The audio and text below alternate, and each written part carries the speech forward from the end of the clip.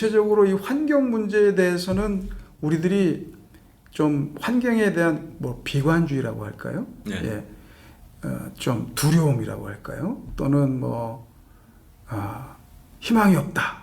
뭐 이런 큰 틀에서 이런 후쿠시마 원전도 그렇고 이런 문제들이 좀 있는 것 같습니다. 그 환경적으로 이제 크게 비관론과 낙관론이 있습니다. 예. 환경은 나빠지고 있고 대비해야 된다. 뭐 이런 분들이 있고요. 예. 낙관론 아니다. 옛날보다 훨씬 좋아지고 있다. 이런 분들도 있습니다. 그런 분들도 있군요. 근데 예. 우리나라에는 불행히도 비관론이 훨씬 많습니다. 근데 이제 1990년대 후반서부터 유럽에서부터 비관론 잘못된 것 같다. 예. 해가지고 약간 낙관론들이 나오기 시작했어요. 환경에 대해서. 네, 그러니까 지금 한 25년 된 거죠. 그러니까 낙관론들이 이제 나타나기 시작한 게 보통은 환경적 비관론자들이 계속 하다 보니까 아닌 것 같은데 해가지고 낙관론으로 바뀌신 분들이 많습니다. 그래서 이제 그분들이 책도 쓰시고 뭐 많이 했는데 우리나라에는 여전히 비관론이 이제 많은 거고요. 잘 아시겠지만 그린피스의 창시자도 지금 탈퇴해서 낙관론입니다. 아, 그래요? 네, 그래서 지금 그린피스 만든 분도 이제 낙관론으로 바뀌었고 그 비온 롬버그라는 분들도 이제 원래 비관론이시다가 낙관론으로 바뀌었고 원래 이제 낙관론도 있고 비관론도 있는데 이런 거 있죠. 뭐냐면 우리가 비관론을 가지게 되면 환경을 지키는 데 노력을 하게 됩니다. 예. 좋은 거예요. 예. 낙관론을 가지게 되면 막 쓰게 됩니다. 그래서 이제 그 낙관론이냐 비관론이냐는 제가 볼 때 정답은 없어요. 예. 근데 저는 이제 과학자니까 그 중에서 이제 과학적 진실을 추구하는 편이죠. 그런데 낙관론의 예들이 여러 가지가 있습니다. 예컨대 예. 무슨 지금 환경이 나빠지고 있고 미세먼지, 공해, 그다음에 뭐 미생물이 전염되고 또 이제 질병들이 확산되고 생물종이 멸종하고 뭐 북극의 빙하가 녹고 북극곰은 오갈 데가 없어지고 그 미세 플라스틱이 우리가 쓰다 버린 게 바다로 가서 해양 생물이 먹고 다시 우리 식탁까지 올라오고 예. 뭐 이제 많이 들었잖아요. 아, 굉장히 비관적이네요. 그 예. 얘기만 들어도. 예. 예. 근데 수명이 늘잖아요. 그러네 또. 예. 근데 뭘 얼만큼 더 좋아져야 되겠는가? 그래갖고 한 150살까지 살고 싶은가? 오히려 거꾸로 지금은 몸은 살아있는데 그 치매가 온다거나 하는 것들을 더 걱정스러운 시대이기도 하잖아요. 그래서 정말 이것이 우리가 듣고 있던 비관론이 맞느냐? 그 다음에 예컨대 무슨 미세먼지라는 문제도 요즘은 굉장한 이슈죠. 근데 목사님은 같은 세대니까 좀 살기 편합니다. 옛날에는 스모그라는 게 있었어요, 그죠? 스모그 있었죠. 예. 유명했잖아요. 영국의 스모그. 예, 그거는 미세먼지가 아니고 굵은 먼지의 문제였던 거죠. 아, 그렇군요. 근데 굵은 먼지 그때는 굵은 먼지와 미세먼지가 같이 있었기 때문에 굵은 먼지가 더 큰 이슈였던 겁니다. 미세먼지는 안 보이니까. 그렇죠. 지금 이 미세먼지가 이슈가 된 거는 굵은 먼지가 없어졌기 때문입니다. 그렇게 또 봐야 돼요. 그렇죠. 근데 그 당시에도 미세먼지, 굵은 먼지 있을 땐 당연히 미세먼지도 같이 있는 거죠. 예. 그리고 뭐 예컨대 아까 초미세먼지도 그러네요. 그렇죠. 예. 그러니까 무슨 그 GMO라는 것들 그 genetically modified organism 그것도 잘못된 표현입니다. 원래 genetically improved입니다. 유전학적으로 개선된 지금 동일한 땅에 훨씬 많은 소출을 하게 하고 뭐 이런 것들이 이제 GMO죠. 그러니까 그 멜더스 이론을 보면은 인구는 기하급수적으로 늘어나는데 지구는 유한하기 때문에 언젠가는 굶을 것이다. 굶어 죽는다. 우리 그렇게 배웠죠. 그렇죠. 우리 초등학교 때 다 그렇게 배웠죠. 그래가지고 애 많이 나면 안 된다고. 하나 제한도. 애기들 데리고 왜 그 교육을 했는지 모르겠어요. 근데 실은 훨씬 GMO가 출현되면서부터 경작지는 적게 필요하고 그렇죠. 우리는 훨씬 더 풍요로워진 거죠. 그렇죠. 물론 걱정은 많아졌습니다. 근데 이 GMO 때문에 나중에 무슨 문제가 생기지 않느냐. 근데 사실 지금 우리가 먹고 있는 것들 중에 GMO 아닌 것들이 거의 없죠. 네. 그러니까 이게 1960년도에 이게 실화입니다. 그 인도에서 어떤 식량 위기가 예고되어 있었습니다. 왜냐하면 그 당시에 인구가 2억 명이 됐거든요. 근데 당시에 이제 뭐 밀을 더 경작을 해야 되는데 경작지로 개간할 수 있는 땅은 다 개간한 상태였습니다. 예. 그러다 보니까 이제 굽는 일밖에 안 남았다. 예. 한 그런 무렵에 우리 밀가루, 밀 품종에다가 다수학 품종에다가 키가 커지지 않는 난장이 밀이라는 것들을 교배를 해서 키가 자라지 않으면서 열매를 많이 맺는 품종이 멕시코인가 해서 개량이 나왔어요. 그 이전의 밀들은 키가 컸기 때문에 나달이 많이 맺으면 자꾸 꺾어지는 거예요. 그러다 보니까 이제 난장이 밀이라는 게 굉장히 효과적이었죠. 그게 나왔는데 그거를 인도에다 보급을 하려고 했는데 그 인도에서 어떤 신토불이라는 활동이 일어났어요. 그래서 그 밀이 들어오는 걸 방해를 합니다. 그래서 이제 무슨 그 같은 경작지에다가 두 개를 심어놓고 얼만큼 좋은가 이런 거 테스트도 해보고 또 환경적인 위험이 있느냐 없느냐 이런 거 테스트도 해봐야 되는데 인도산 밀에는 비료를 많이 주고 여기다 비료를 적게 주고 이런 일도 있었고 그다음에 무슨 통관 시기를 좀 늦춰가지고 파종을 못하게 만들기도 하고 막 이런 일들이 있었어요. 근데 결과적으로는 심었습니다. 그래서 경작지에서 밀의 소출이 6배로 늘었습니다. 와. 그러다 보니까 밀값이 급격하게 떨어졌습니다. 그러다 보니까 경쟁력이 없는 개간한 밭들은 다시 숲이 됐습니다. 그리고 인도는 밀의 수출국이 됐습니다. 그 난쟁이 밀 때문에. 네. 그러니까 이게 사실은 뭐 GMO죠. 근데 이게 지금 전 세계적으로 이뤄진 일들이고 제가 말씀드린 것처럼 우리는 과거보다 훨씬 더 잘 먹게 됐고 그렇죠. 뭐 고기도 훨씬 많이 먹고 생선도 많이 먹고 수명도 늘고 있고 그런데 너무 비관적인 게 아니냐. 아주 혹시나 있을지 모르는 작은 걸 가지고 너무 비관적이 있지 않느냐. 뭐 이런 생각도 해보고요. 그러네요. 그래서 지금 그 우리의 어떤 태도가 그 약간 마녀사냥적 태도들이 있습니다. 예컨대 컵라면 용기에 환경 호르몬이 검출되었다. 그러면 뭐 불매운동. 근데 환경 호르몬이 얼마만큼 나오느냐, 내가 먹고 나면 얼마만큼 축적되느냐, 그것이 얼마 이상이 되면 나한테 나쁜 영향이 발현되느냐, 지금 먹는 양이 그 이하냐 이상이냐, 이하죠. 그럼 이하다. 그럼 먹어도 된다. 해야 되는데 우리는 양이라는 걸 생각하지 않고 무조건 불매운동으로 들어갑니다. 그러면 이제 그 회사 입장에서는 회사가 망하게 생겼으니까 저희 용기를 바꿨습니다. 이렇게 사회적 진실이 과학적 진실을 이제 이기는 순간인 겁니다. 그래서 지금 저는 약간 낙관론입니다. 그래서 뭐 걱정도 안 하, 뭐 아무 생각도 안 하는 낙관론이 아니라 우리 걱정하지 말아라 이겁니다. 그러니까 걱정은 하지 않습니다. 그렇지만 생각도 하고 대책도 만듭니다. 그렇지만 걱정은 하지 않습니다. 그러니까 저희는 이제 최소한 사후 대책은 마련되어 있는 사람들이기 때문에 뭐 여기서 뭐 지금 150년 살고 굉장히 부자로 살고 뭐 이거 추구하려고 하는 사람들은 아니잖아요. 여기서 적당히 잘 살고 그리고 이제 갈 곳이 따로 있는 사람들이니까 근데 우리가 너무 현생의 삶에 너무 집착하는 다른 형태가 지나친 환경론자가 아닌가 하는 생각도 저는 뭐 주관적인 생각이지만 해봅니다. 굉장히 중요한 말씀인 것 같아요. 우리 정 교수님 말씀하신 게 정말 인본주의적 비관주의로 이 환경 문제나 이런 것들이 두려움의 대상이 되고 우리 정 교수님은 제가 보니까 그 사후 대책은 있다 그러시는 거 보니까 종말론적 낙관주의네요. 그러니까 우리가 지금 교회를 바로 벗어난 세상에서는 휴머니즘이라는 걸 굉장히 중시하잖아요. 인본주의죠. 뭐 그렇죠. 인본주의. 근데 이제 휴머니즘도 좀 중요하죠. 근데 이제 그거를 최고의 덕목으로 여기는 거는 사실은 그렇죠. 크리스찬은 아니죠. 우리 신앙과는 배치되는 그렇죠. 거죠. 그러니까 크리스찬은 신본주의고 그리고 이제 그 인본주의는 내가 뭐 그것도 중요한 덕목이죠. 그렇지만 가장 중요한 건 신본주의인 거죠. 그렇죠. 근데 이제 가장 중요한 게 이제 인본주의라고 생각하는 부류가 점점 많아지다 보니까 예. 교회도 그렇게 침투하는 일들이 가끔씩 있는 것 같습니다.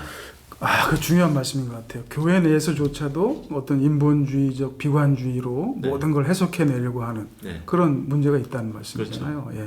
그래서 사실은 그런 것들이 우리한테 큰 도전이고, 그렇죠. 어떻게 보면 이렇게 목사님이 저희 방송 장비 네. 많이 들고 오셔가지고 세팅하시고 고생하시는 이유이기도 할 것 같습니다. 네, 맞습니다. 그래서 저희들이 이렇게 또 교수님 찾아뵌 거고요.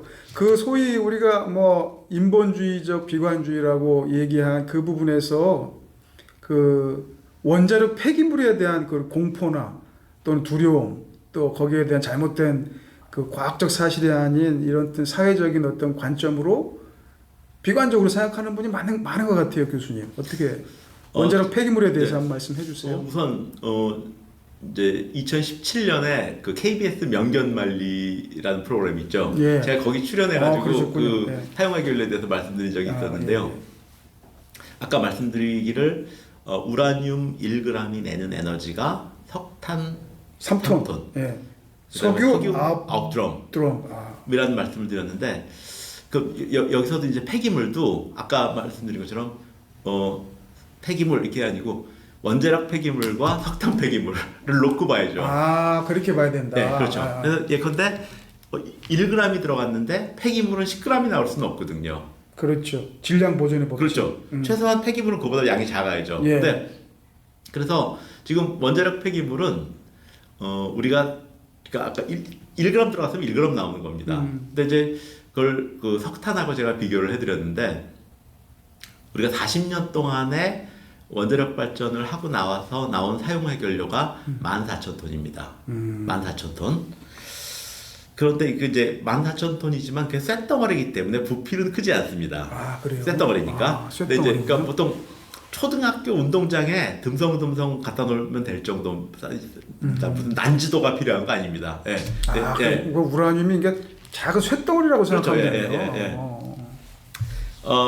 만약에 우리 석탄을 가지고 동일한 발전량만큼의 전기를 생산했다 그러면 석탄이 12억 톤이 들어갑니다. 그리고 그 중에 이제 석탄회, 석탄재죠. 석탄 폐기물. 네, 그게 한 2억 2천만 톤 나옵니다. 그다음에 9억 8천만 톤의 이산화탄소랑 합쳐져서 공기 중에 4배가 되니까 한 40억 톤의 이산화탄소가 나옵니다. 그러면 14,000톤의 사용 해결료와 네. 40억 톤의 이산화탄소와 2억 2천만 톤의 석탄회를 회 비교해서 생각해야 된다. 어느 쪽으로 가야 되느냐. 그걸 생각해야 된다. 그러니까 전체를 봐야 된다 이 말이시네요. 그렇죠. 예. 그러니까 우리가 에너지를 안 쓸 수는 없는 거니까요. 우리가 에너지를 썼으니까요. 그러면 뭐 그게 나무일 수도 있고 석탄일 수도 있고 석유일 수도 있고 LNG일 수도 있고 뭐 태양광일 수도 있고 한데 뭐 태양광은 뭐 패널이 그만큼 나오겠죠. 예. 패널은 어마어마하게 나오죠. 그러니까 저기 풍력 발전소도 이 블레이드 자체가 유리섬유입니다. 그것도 엄청난 폐기물이고요. 그리고 이제 우리 안 보이지만 이런 이 풍차가 돌아가는데 이 힘을 굉장히 많이 받을 거잖아요. 그래서 그 밑에 엄청나게 큰 콘크리트 구조물이 있습니다. 그렇겠죠. 저를 지지할 수 있는. 근데 그것도 폐기물입니다. 그렇게. 그래서 실은 우리가 단쪽 그 에너지를 많이 내는 거, 조그만 양 가지고 에너지를 많이 내는 게 폐기물도 적고 친환경적인 겁니다. 그래서 이제 원자력 폐기물은 뭐 양이 적다는 차원이 첫 번째고요. 두 번째 차원은 그렇지만 방사선이 있지 않느냐. 근데 보통 일반적인 쓰레기는 쓰레기 처리장에서 이제 화학 결합을 하든지 침출수가 나오든지 냄새가 나오든지 하는 과정을 통해서 자연물로 변해갑니다. 흙이 되는 거죠.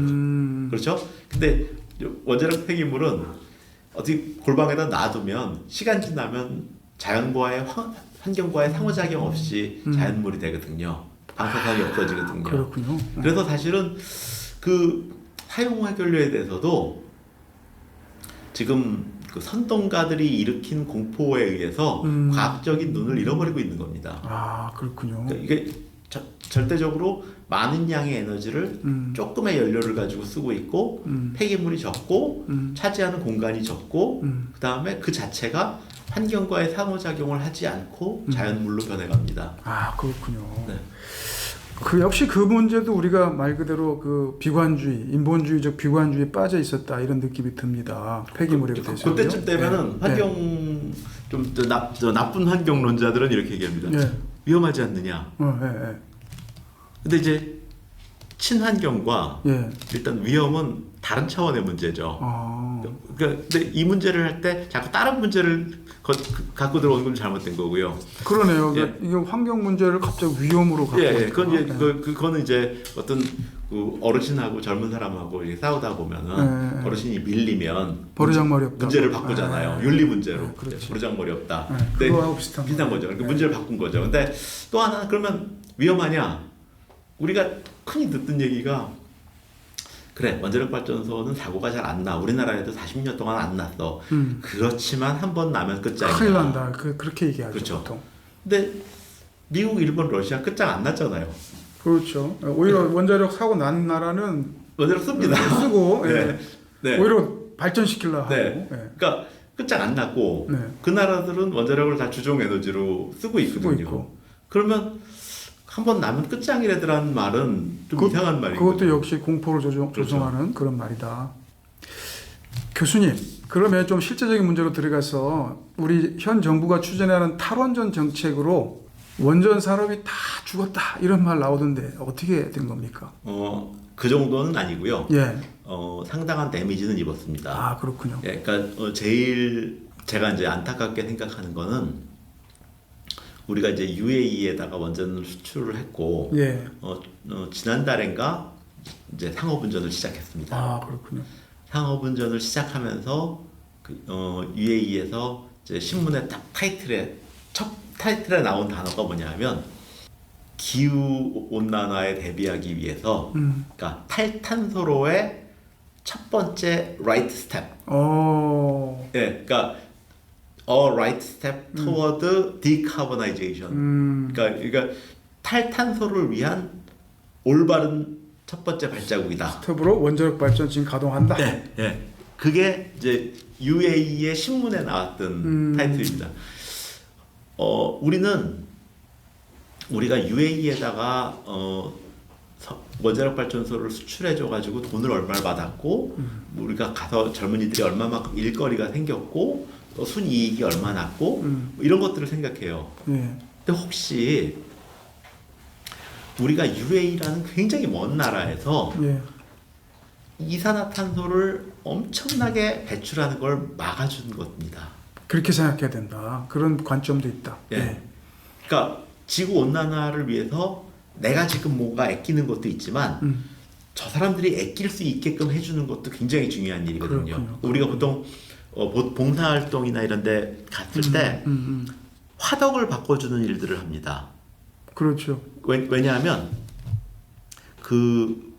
지금 아프리카에서 그냥 나무 막 떼다가 하는 화덕은 연료율이 굉장히 나빠요. 그러니까 나무를 너무 많이 필요로 합니다. 그렇죠. 그걸 갖다가 좀 나무 연료율이 좋은 화덕으로만 바꿔줘도 연료를 3분의 1도 안 필요합니다.